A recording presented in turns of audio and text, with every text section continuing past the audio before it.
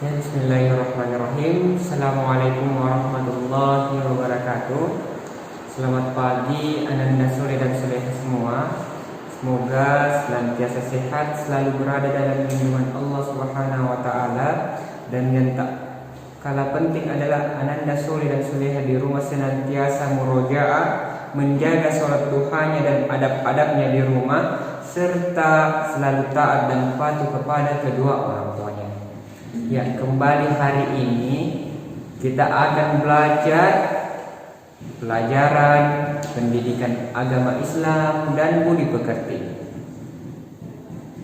Namun sebelum belajar, mari kita semua, Pak Guru mengajak anak-anakku semua yang ada di rumah untuk berdoa terlebih dahulu. Supaya apa? Supaya mudah-mudahan dengan kita berdoa Allah meridhoi semua kegiatan kita hari ini, memudahkan pembelajaran kita hari ini. Jadi Pak Guru akan pimpin Ananda Soleh dan Solehah di rumah mengikut dan tetap jaga adab berdoanya.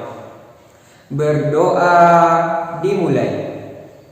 Allahumma inni as'aluka ilman nafi'an wa rizqan thayyiban wa amalan mutaqabbalan. Rabbi zidni ilman warzuqni fahman.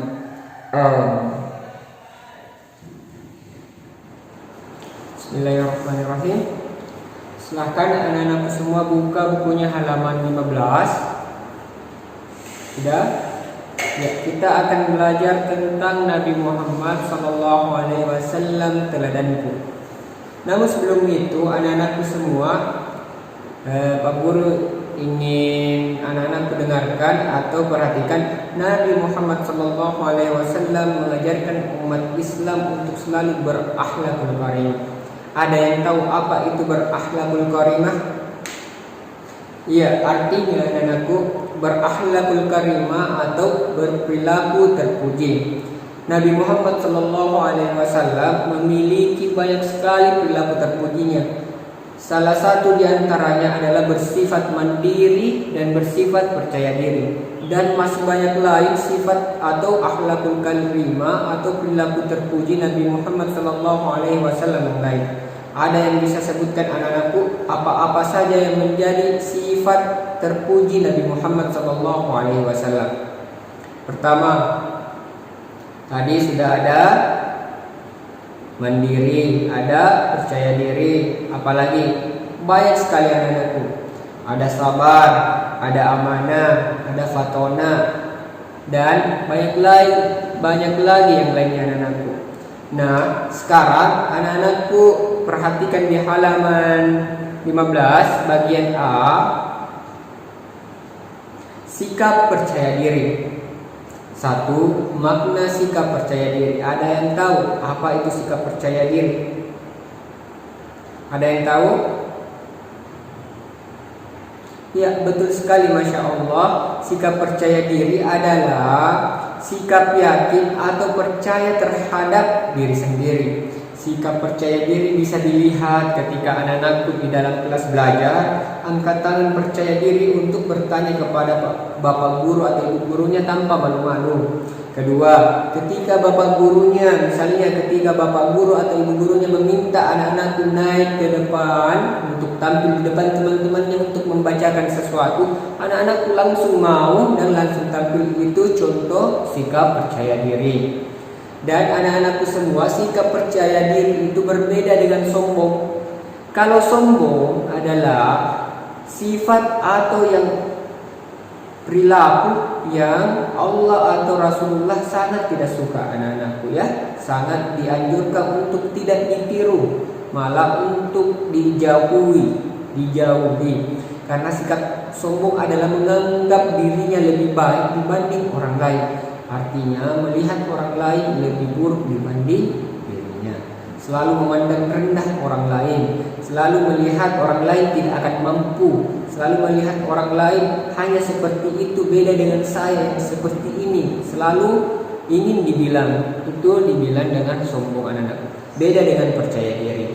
Kalau percaya diri, dia tampil bukan untuk dipuji, tetapi diminta atau untuk kebaikan. Sekarang anak-anakku,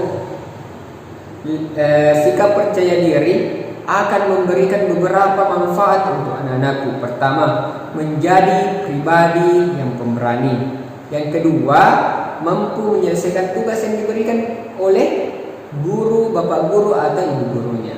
Sedangkan selain memberi manfaat, bagi yang tidak percaya diri akan memberikan dampak yang buruk, seperti dia akan selalu malu atau akan kelihatan takut. Kedua, tidak akan mampu menyelesaikan tugas yang diberikan oleh gurunya, baik itu bapak guru atau ibu guru.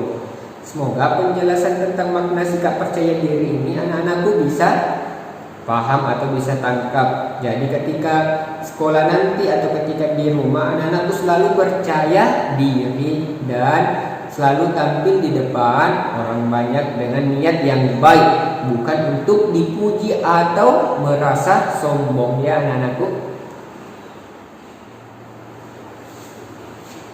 Ya, sekarang perhatikan di bagian kedua halaman 16, ada di situ hadis tentang sikap percaya diri. Ayo kita baca sama-sama. Rasulullah sallallahu alaihi wasallam bersabda, "An Abi Dzar qala Rasulullah sallallahu alaihi wasallam, yaqulu Allah azza wa jalla, man jaa bil hasanati falahu asyru amsalha wa azidu, wa man jaa bis sayyi'ati fajaza'uhu sayyi'atun mithluha aw aktsiru." Hadis riwayat Muslim.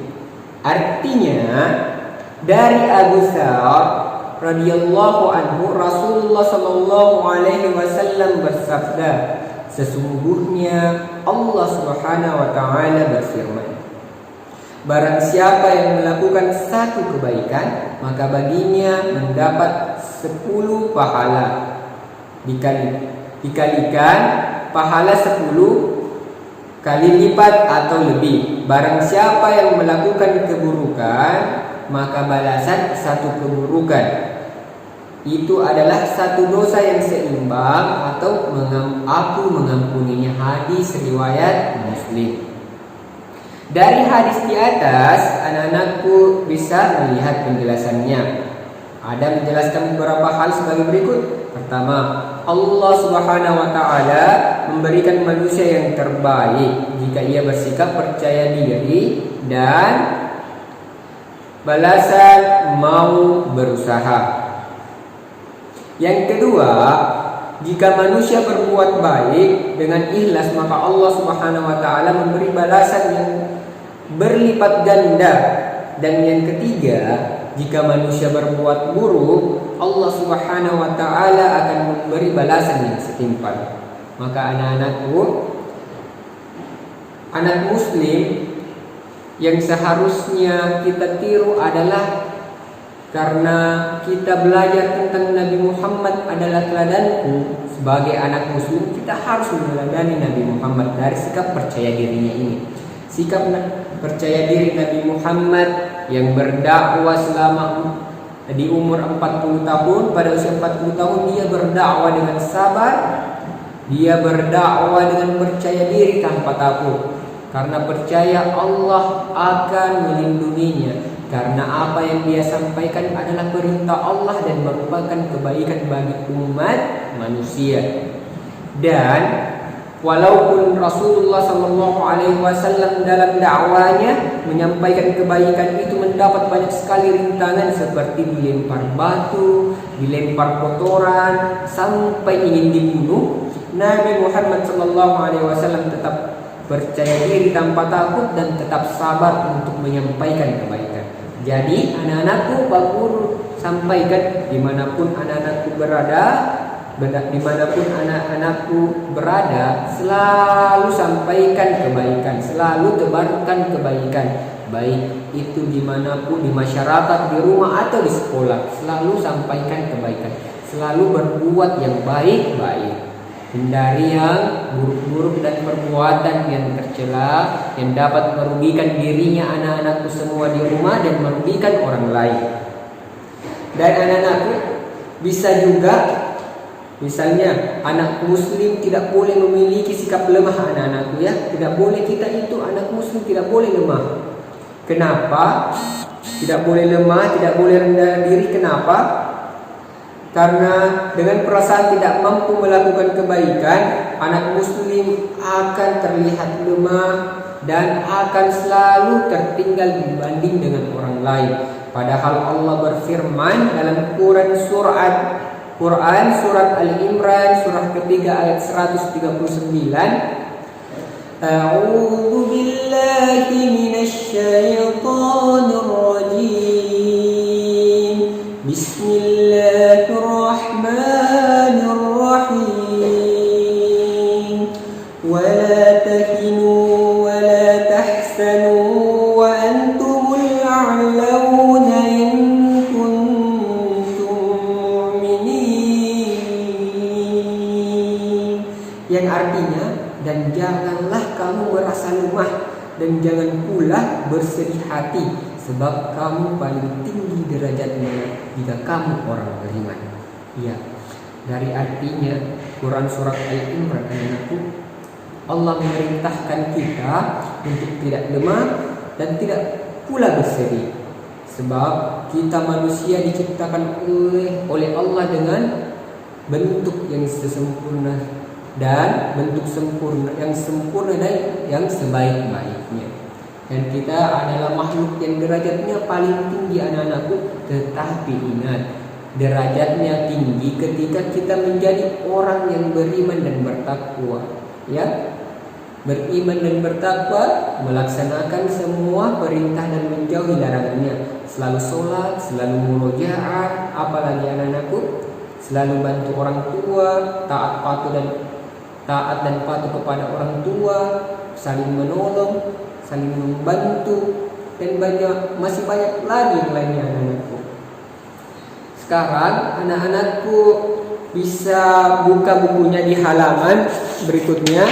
Di halaman berikutnya anak-anakku bisa lihat di halaman 18. Anak-anakku bisa mengerjakan bagian ayo berlatih di halaman 18 sampai halaman 19.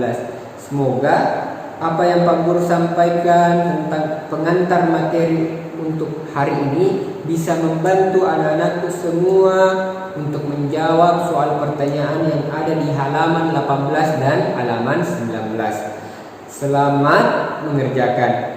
Semoga anak-anakku selalu sehat di rumah, selalu semangat belajar dari rumah, selalu menjaga adab-adabnya.